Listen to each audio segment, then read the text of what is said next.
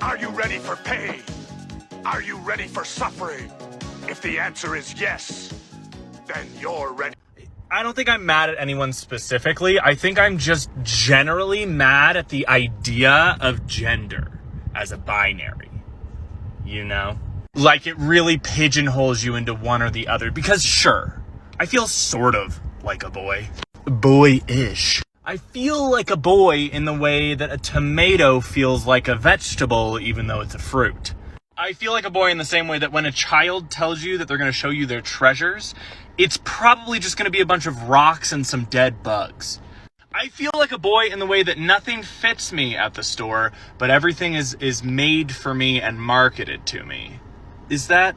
I feel like a boy in the same way that a seagull seen at an inland lake feels kind of wrong, but we still call it a seagull, you know?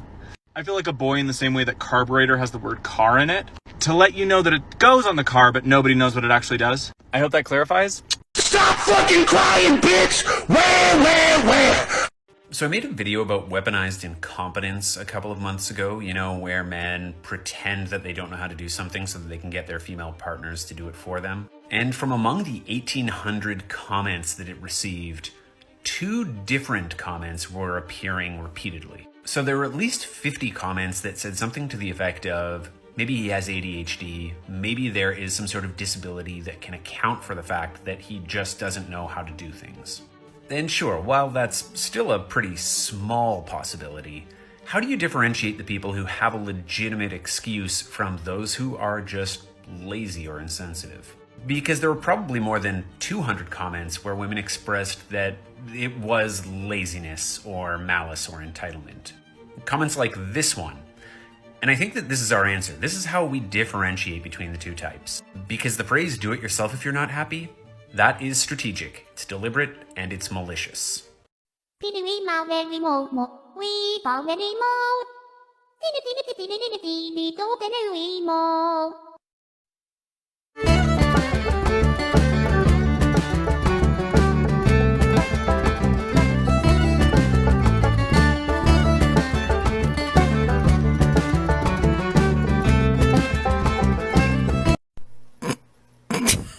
I know, right? God, it's almost like they didn't make this show for you. Honestly, how dare they have a bunch of feminist content or female-centric commentary or content that might in any way appeal to somebody who is a femme of any kind in a show that literally has the word she in the title. I mean, the gall. I'm going to suggest something for you, and I know it's going to seem really radical, but I hope you'll hear me out. You could either try watching the show and appreciating the world from another person's point of view, but if you don't have that in you, and that's fine, I guess, live your life how you're going to live it, then maybe just don't watch the show. So today has been day 4 of law school, and I spent the morning with the Dean of Diversity and Inclusion because I have been misgendered so many times by the faculty of this university, which claims to stand on progressive principles. And so I go to this dean, and this dean tells me that I need to exercise grace and patience in the small things. I'm like, listen, lady, this is not a small thing. Being misgendered is distressing. It's dysphoric. And I explained to her how hard it is to try to figure out why people keep seeing me as a female. And she's like, okay, well, you can escalate it to the Title IX director. I'm like, listen, the Title IX director was on a webinar yesterday misgendering people, to which this lady had no solutions for me on where to go next. And if this hasn't been a learning experience about how broken our system is and why policies need to change and how much bureaucracy there is and how much the system is set in its ways and why we need really good attorneys, then I don't know what is. And I tell you, look at this.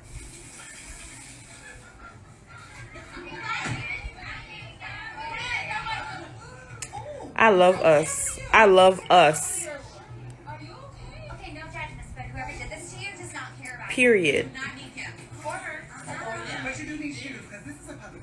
Girl, tell her. Something about girls when we link up in the bathroom. It's something about it. I have to call my cousin to get me. Can I borrow somebody's phone?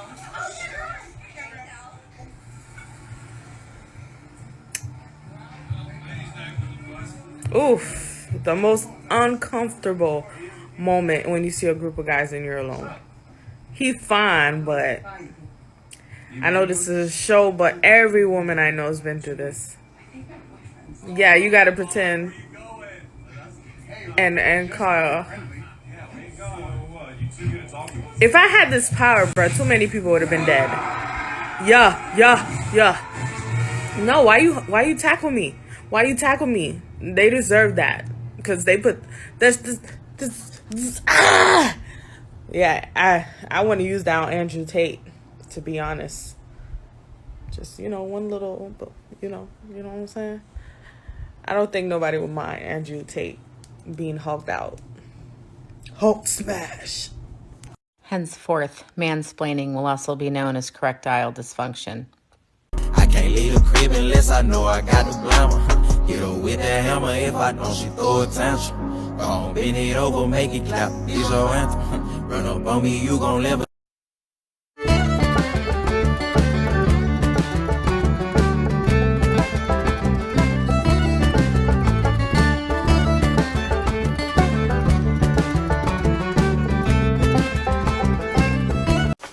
I hope I can get all this with my food stamps.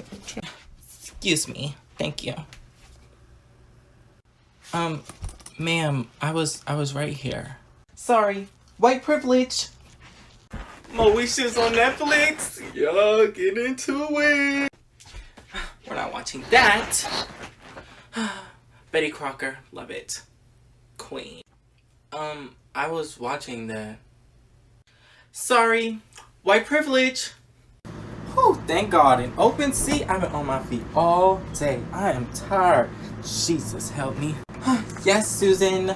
I can't believe what Mark said to me in the office. Oh, sorry. But, ma'am, that was my seat. I'm so sorry. I thought, your people sat in the back anyway, But y'all still not ready for that conversation either. So I'd like to preface this whole story time by saying that I had just beaten my kids, all of them, in a race when they were in phys ed. Same day. So, anyway, we were outside at the end of the day and we were playing this game, Sharks and Minnows, where there's two walls and I stand in between them and the kids try and get from one wall to the other without me catching them. And after about 2 rounds of me not catching anybody, one of my students looks at me and goes, "Miss Q, fast is just not your color." I'm sorry. What? Rude. God, I hate this generation. Do you think men are important? Like for what? We'll take a break. We'll be right back.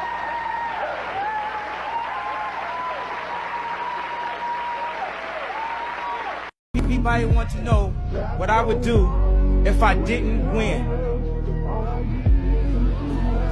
I guess we'll never know.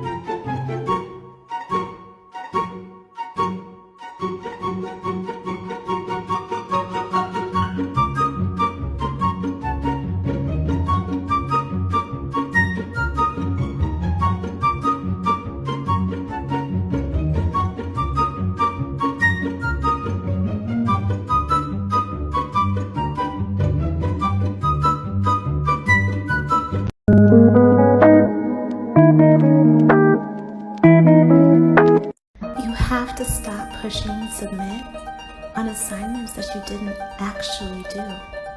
The submit button is not some random magical tool that does the work for you. You have to do your work. Look, a fucking bedsheet bandit who decided to want to play with me today. I made time. Stand back and stand by. Now, I'm gonna assume you're talking about the situation regarding Darnell Brooks. The piece of shit that ran people over and killed people in Wisconsin? This the one, right? Bitch, first of all, where do you get the nerve, the gall, and the caucasity to try to put this off on black people? Police even said it wasn't an act of domestic terrorism. Don't you want to wait for the full story? Oh, what, you don't want to wait for the victims' names to come out to see if any of them had a criminal history? I mean, I haven't seen any pictures of the victims. How do you know that none of the people that he ran over were black? You know, it's funny, because the same people I've been seeing bitch about pedophiles been awfully quiet about this. Christopher Belter, who assaulted multiple underage girls. Huh, sure is quiet. Seeing as how the judge deemed incarceration being inappropriate, there's a lot of that going on around here. Now get your goofy ass off my page, you envelopian.